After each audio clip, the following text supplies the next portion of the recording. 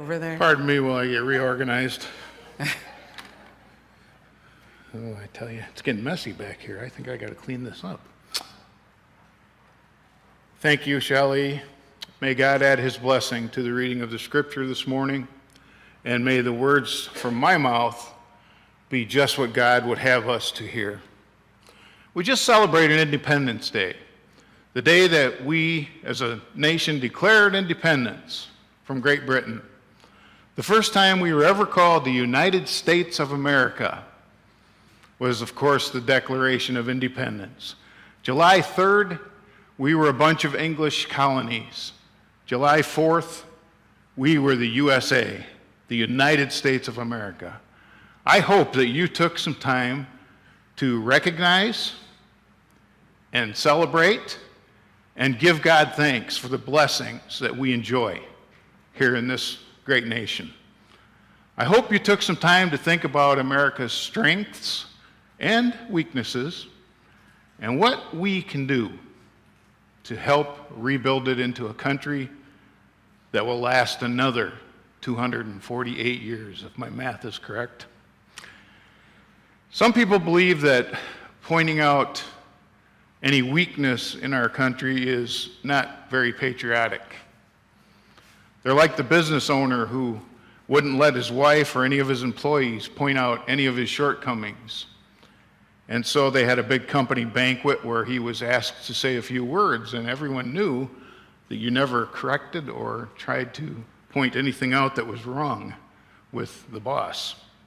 Well, there he stood in front of all these people and spoke for a full 30 minutes with a big piece of food stuck right on his front tooth. Everybody saw it, but nobody was brave enough to tell him. Sometimes the person who points out our weakness or our imperfection is a great friend. Today's reading is about personal weaknesses. We all have them. It doesn't matter what image we present to the world, who everybody else thinks that we are. It doesn't matter what title we have at work. We all have weaknesses. The problem is we live in a society that's driven by that outward image. Nobody puts their weakness on Instagram or Snapchat or Facebook or wherever else on social media. We only put our best, our airbrushed images out there. I see some pictures of people on Facebook and I say, well, he might have looked like that 30 years ago, you know. But we don't want people to see our flaws. Some of our weaknesses are physical, some are mental, some weaknesses are moral. Some of these weaknesses have to do with work, some with family, some with our relationship with God. Some of us have short tempers. Know anybody like that? Some struggle with depression, some with anxiety. Some of us are too proud. Others give up too quickly. But all of us are weak in some area of our life. Paul had his weaknesses. One certain weakness that caused him great heartache, we don't know for sure what it was, but he called it, in our reading this morning, his thorn in the flesh. He had a problem, a weakness. He says that he prayed to God that God would take it away. 3 times he begged God. But God's answer to him was, my grace is sufficient for you, for my power is made perfect in weakness. In other words, trust me, Paul. Trust me. I will take care of you, and I will use your weakness to show my power. We can learn from this. Paul learned not only to accept his weakness, his thorn in the flesh, but he also learned to boast about it in order to show the power of God. There's a great lesson here. Our weakness, whatever it is, can become our strength if we commit it and give it over to God. Our weakness can become our strength, first of all, because it makes us grow. When we can grow beyond fear, beyond being self-centered, then God's glory will shine in our weaknesses. When others see us grow in patience, they watch us grow in wisdom and courage and in faith through our heartaches. That's when God's glory shines. It shines a light into the hearts and the minds of other people. They might even think, I see God in her. I see God in him. I think I want what he has or she has. You might remember tennis superstar Arthur Ashe. Arthur Ashe, at the height of his career, contracted AIDS from a blood transfusion. Back then, there was no treatment, very little treatment for AIDS. He was a great tennis player, but people admired him even more for his courage in facing this horrible illness that ultimately took his life. In an interview, he said this, quote, "If I asked why me about my troubles, I would have to ask why me about my blessings. Why did I win Wimbledon? Wimbledon, I can say that. Why did I win Wimbledon? Why did I marry a beautiful, gifted woman? Why did I have a wonderful child?" End quote. What an amazing way to look at it. Arthur understood that God uses our joys and our sorrows to grow us into the people that God would have us to be. People that shine God's light in the world. Someone said our disappointments are God's appointments. I kind of like that. Painful experiences, things that we think of as negative, can help us to grow as people. It's only human to pray for God to fix our troubles. That's what we do. That's what Paul did 3 times. He pleaded, he begged. Have you ever pleaded with God? Have you ever begged God? I know I have. And then, what do you do when God doesn't fix that problem the way we want God to? That's the time we should pray for God to use us in our troubles. But he said to me, "My grace is sufficient for you, for my power is made perfect in weakness." When we give up on our own strength and we rely totally on God to help us through those troublesome times, and they will come, that's when we really discover God's faithfulness and goodness and grace and love.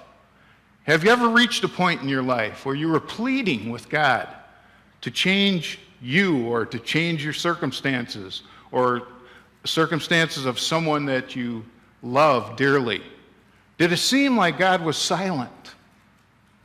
May I suggest that instead of asking God to fix our troubles all the time, let's ask God to reveal himself in those troubles. Admit the only way we're going to get through it is with God's strength. Let's look for opportunities to grow in courage and compassion and in wisdom. Our weaknesses can become strengths if they help us grow. They also can become strengths if they make us more determined to give our best in all situations. Remember, your life isn't just about you. If you believe in God as your creator, then you know that God made you for a greater purpose than just your own happiness and comfort. When people look at us, at our character, our choices, our priorities, they look at how we live our lives, the actions, and the different aspects of our life, they should see the power and the truth and the love of God in us. They should be inspired or comforted or changed because they know us. So how you choose to respond to your weakness really matters. Bethany Murray is an artist from Boston. Her paintings look like fantasies, magical forests filled with light and colors and strange shapes. Her fans say that it's like looking at a beautiful landscape through a kaleidoscope when you look at one of her paintings. The secret to her unique and beautiful paintings is the pain that she suffers. You see, Bethany has suffered from chronic migraines for most of her life. Besides the intense pains of the headaches, she is also sensitive to light and sound and has distortions in her vision when she's having a migraine. And instead of giving up her art and hiding, she turns her pain into beauty. She says this, "My paintings have been proof to myself of what I experienced during an attack, and despite the pain, I've made the choice to see the good, the weird, and the beautiful." End quote. Paul says that God shines in our weakness if we let our weakness help us to grow, if we give our best in bad situations. Our weakness can also be a strength if it helps us to change. Sometimes what seems like a weakness is just a sign that we're going down the wrong trail. In the opening paragraph of Winnie the Pooh, Milne writes these words, "Here is Edward Bear coming downstairs now, bump, bump, bump on the back of his head, behind Christopher Robin. It is, as far as he knows, the only way of coming downstairs. But sometimes he feels that there really is another way. If he could only stop bumping for a moment and think of it." If we keep bumping our head coming down the stairs, then maybe it's time to stop and think, is there another way of coming down the stairs?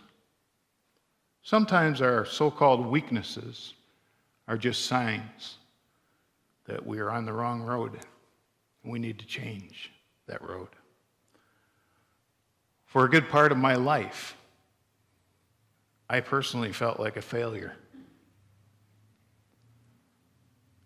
I now realize that I never was a failure. I was just going down the wrong road. I was in the wrong field for much of my life. Partly my own fault, but mostly just the way life happened. And I always felt that I should be doing something different, and I knew deep down inside what it was.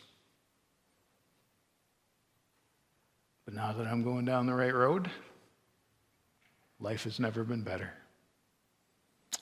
Finally, and most importantly of all, our weaknesses become strength if they remind us to depend on God. Look at Paul. You know Paul's story, right? He was a man who persecuted the church, a man whose job it was to make things as difficult as possible to anyone who followed Jesus. A man who had to battle an affliction, this thorn in the flesh that he talks about. Yet, God used him in a mighty way. He used him to plant churches all over the known world at that time. Paul was a very intelligent man. Paul was very persuasive.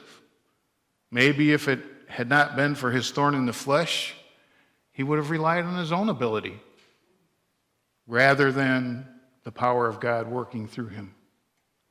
And we would never have heard of Paul. His weakness was his strength. And the same thing can happen to you and to me if our weakness helps us to grow, if our weakness makes us more determined to succeed, if our weakness causes us to try new things. Hear those words, try new things. And if our weakness reminds us, most of all, to rely on God. There was a young woman whose life shined through her weakness. Her name was Kristen Fursevich. She was a Canadian singer and songwriter who was known for her faith in God and for her joy. In June of 2011, she was diagnosed with cancer. She was just 27 years old. The doctors told her it was inoperable. Kristen cried and prayed and begged and pleaded with God. But she also made up her mind to face every day with joy. Everyone who met her was inspired by the joy they saw in her. One day during her prayer time, here's what Kristen said to God. Quote, "I don't understand what's happening, but I trust you. Your ways and your thoughts are higher than mine. Just speak to me, God. Bring me comfort." And then she read these words from Isaiah 55.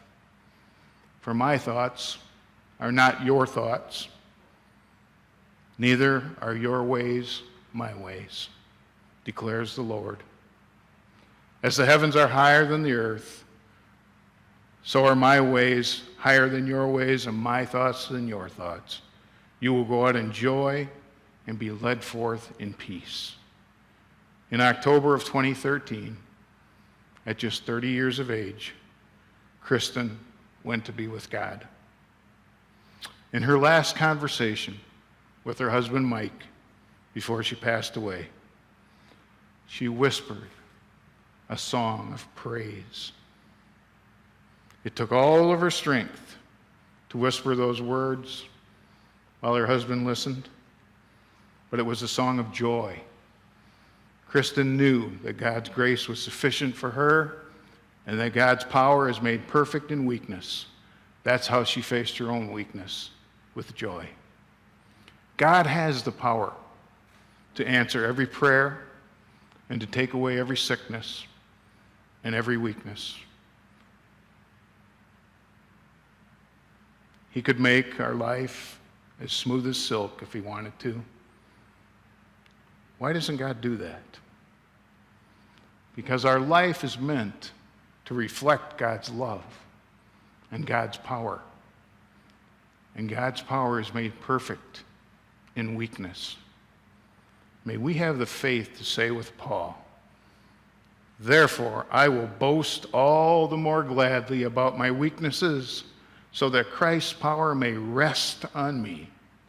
That's why, for Christ's sake, I delight in weaknesses, in insults, in hardships, in persecutions, in difficulties. For when I am weak, then I am strong." Amen.